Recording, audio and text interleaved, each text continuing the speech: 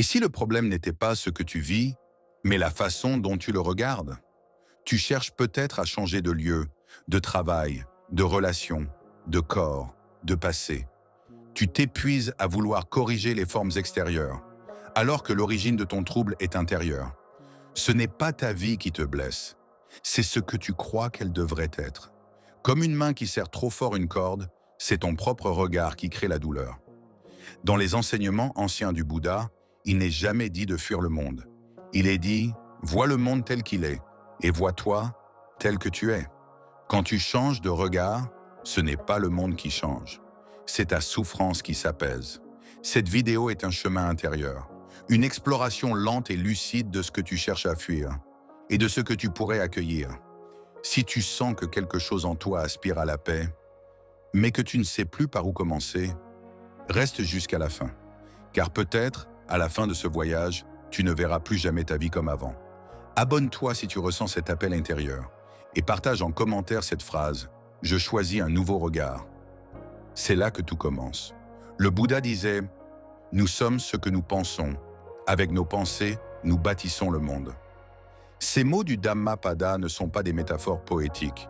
Ils sont la clé d'un basculement intérieur. Dans la voie bouddhiste, la souffrance, dukkha, ne vient pas des événements extérieurs. Elle vient de l'attachement, du refus, de l'illusion. Elle naît dans l'esprit, et elle s'éteint dans l'esprit. Mais dans notre monde moderne, nous avons déplacé notre pouvoir. Nous avons mis la paix au bout d'un changement de situation. Nous avons oublié que le regard précède l'expérience. Un même événement, vu avec sagesse, peut être source d'éveil. Le même événement, vu avec peur, peut devenir un traumatisme. Le problème n'est donc pas la vie, c'est la manière dont tu la perçois, dont tu la juges, dont tu t'identifies à elle. Le maître Zen Bankei disait « Tout ce que tu cherches à fuir, c'est toi-même qui le projettes ». Voilà ce que cette vidéo va t'inviter à faire. Revenir à la racine de ton regard, pour que la paix ne soit plus une attente, mais une présence vivante, ici et maintenant, même au cœur de l'impermanence. Tu veux changer ta vie, et c'est normal. Tu veux moins de souffrance, moins de solitude, moins d'agitation, plus d'amour, plus de calme, plus de sens. Alors tu modifies ce que tu peux, ton corps, ton emploi, tes habitudes, tes fréquentations. Mais après chaque amélioration, une autre forme d'inconfort réapparaît. C'est comme vider l'eau d'un bateau troué. Tu travailles à corriger les effets, mais tu ignores encore la cause. Cette cause, c'est ton regard. Ce regard, c'est la somme de tes croyances, de tes jugements, de tes blessures non guéries. C'est ce qui te fait dire « Je suis trop ceci, il ne devrait pas me faire cela. Ma vie n'est pas normale, pourtant la vie est. Et elle ne demande ni ton approbation, ni ta résistance. » Le Bouddha parlait souvent de vipassana, la vision pénétrante. Voir la réalité telle qu'elle est, sans filtre, sans fabrication mentale. Lorsque tu vois avec clarté, le cœur s'ouvre et la souffrance se dissout comme une brume au soleil du matin. Laisse-moi te poser une question. Combien de souffrances dans ta vie viennent de la réalité elle-même? Et combien viennent de ce que tu crois qu'elle devrait être?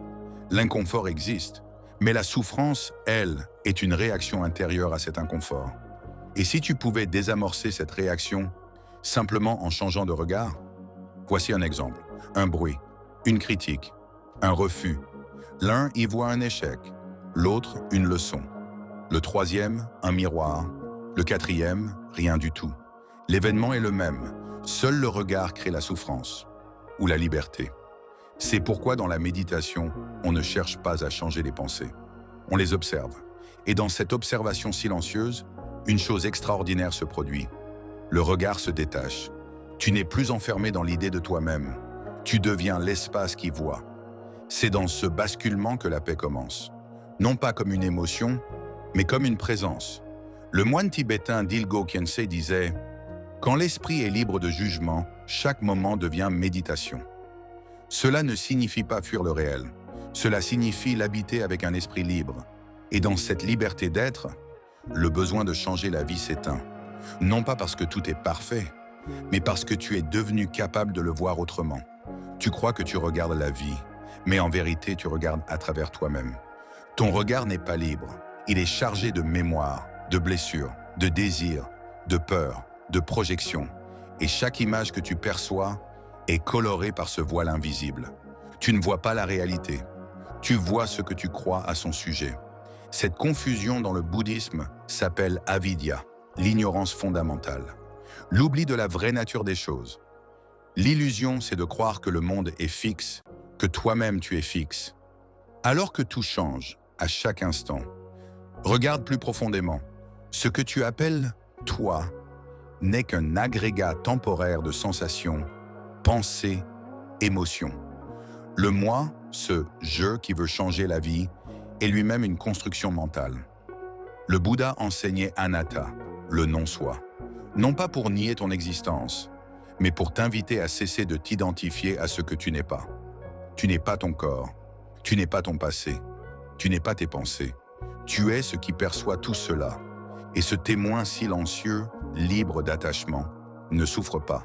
C'est pourquoi, tant que tu vis identifié à ce moi blessé, ce moi insatisfait, ce moi exigeant, tu ressens le besoin de changer le monde extérieur. Mais si tu fais un pas en arrière, si tu déposes ce masque du jeu, alors la paix ne dépend plus de ce qui t'arrive. Elle émane de ce que tu es vraiment. Vois-tu, l'attachement au moi crée la peur. La peur crée le contrôle crée la résistance, et la résistance crée la souffrance. Brise ce cercle, non pas par la force, mais par la clarté. Vois comment ton esprit s'accroche. Vois comment il commente, il juge, il veut. Et puis, observe sans rien faire. Dans cette lucidité, un espace s'ouvre, un vide, qui n'est pas un manque, mais une paix sans condition. Tu n'as pas à devenir autre chose. Tu n'as pas à t'améliorer sans fin. Tu as juste à voir avec d'autres yeux, des yeux silencieux, des yeux sans attente, des yeux qui n'ajoutent rien et qui n'enlèvent rien. C'est cela, le regard qui libère. Voir autrement, ce n'est pas une idée intellectuelle, c'est une discipline du cœur, une hygiène du regard. Et comme toute transformation intérieure, cela demande de la présence, de la pratique, de la douceur. Rituel du matin, le bol silencieux. Chaque matin, avant de regarder ton téléphone, avant de plonger dans tes obligations, assieds-toi simplement, le dos droit, les yeux baissés. Place devant toi un bol vide, symbole du non-attachement, et respire. 3 respirations profondes avec cette intention intérieure. Aujourd'hui, je ne cherche pas à changer le monde. Je choisis de le regarder autrement. Répète cette phrase 3 fois sans hâte. Observe simplement ton souffle entrer, sortir. Ce rituel prend moins de 3 minutes, mais il agit comme un ancrage énergétique. Tu ne déclares pas la guerre à la vie, tu l'accueilles. Exercice de conscience, le souffle miroir. Tout au long de la journée, chaque fois que tu ressens une tension, un jugement, une contraction intérieure, arrête-toi, ferme les yeux et respire profondément par le nez puis longuement par la bouche 5 fois. Imagine que ton souffle nettoie ton regard, comme on essuie la buée d'un miroir. Tu peux murmurer intérieurement « Je reviens à ce qui est ». Tu ne corriges rien, tu ne contrôles rien, tu reviens. Question miroir, la bascule du regard. Quand tu vis un moment désagréable, une contrariété, une peur, pose-toi cette question. Et si ce n'était pas contre moi? Et si cela m'était offert? Pour voir autrement? Cette question ne cherche pas une réponse. Elle ouvre un espace. Elle brise la boucle automatique du mental. Mantra de transmutation. Tu peux aussi réciter un mantra bouddhiste simple, en conscience, pour transformer ton état intérieur. Celui-ci par exemple. Gate, gate, parasamgate, bodhisvaha. Allez, allez, allez au-delà. Complètement aller au-delà, éveille, salut. Assieds-toi, pose les mains sur ton cœur. Et répète-le doucement, 7 fois. Laisse la vibration faire son œuvre. Plante de clarté. L'infusion de Gotu-kola. Le Gotu-kola est une plante utilisée depuis des siècles dans les traditions ayurvédiques et bouddhistes. On dit qu'elle apaise le mental, éclaircit la pensée et stimule la conscience subtile. Prépare-toi une infusion légère, chaque soir, avant la méditation ou le coucher. Bois-la lentement, en silence, avec gratitude. Il y a 3 obstacles majeurs quand on tente de changer de regard. Le jugement sur soi, je n'y arrive pas. L'attente de résultats rapides. Le retour du mental qui commande tout. Ne combat pas ces obstacles. Reconnais-les, nomme-les, respire, puis reviens à ton centre. Tu n'as pas besoin de devenir un moine. Tu n'as pas besoin de quitter ta vie, tu as seulement besoin de cultiver un regard plus ouvert, plus souple, plus silencieux. C'est un entraînement doux, mais c'est le début de la liberté. Tu as peut-être compris maintenant. Ce n'est pas ta vie qu'il faut changer, c'est la manière dont tu la regardes. Car la vie, elle, suit sa danse. Elle monte, elle descend, elle éclot, elle se referme. Elle prend des formes que tu n'auras jamais le pouvoir de contrôler.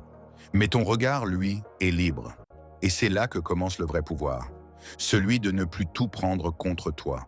De ne plus tout ramener à ton passé, à ton manque, à ton besoin d'être autre chose.